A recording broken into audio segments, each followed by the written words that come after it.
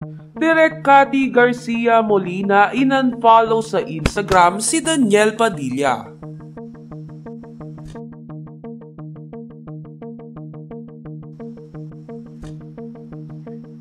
Usap-usapan ngayon ang pag-unfollow sa Instagram ni Direk Cathy Garcia Molina kay Supreme Idol Daniel Padilla. Si Direk CGM ay direktor ng Katniel sa kanilang mga pelikula. Hindi nga lang basta ito direktor sa dalawa dahil naging malapit na kaibigan din ito ng Katniel. Sa katunayan, noong kasal ng nasabing direktor ay invited sina Catherine Bernardo at Daniel Padilla. Samantala, dahil sa pag-unfollow ni Direk CGM kay Daniel Padilla ay muling pumutok ang balitang hiwalay na sina Catherine Bernardo at Daniel Padilla. Matatandaan na di umano ay may ibang babae si Daniel Padilla, dahilan para magkalabuan sila ni Catherine Bernardo. At dahil si Daniel Padilla lamang ang in-unfollow ni Direk Cathy ay lumalabas na totoo ang balita na may kasalanan si Daniel Padilla kay Catherine Bernardo.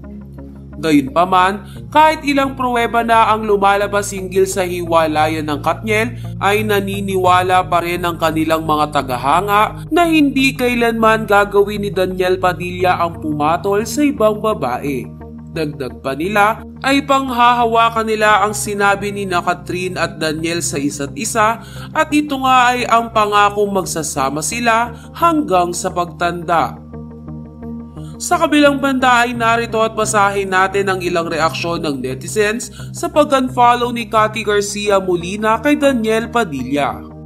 Mukhang totoong breakup cheating allegations because in-unfollow na rin ni Direk Cathy si DJ sa Instagram.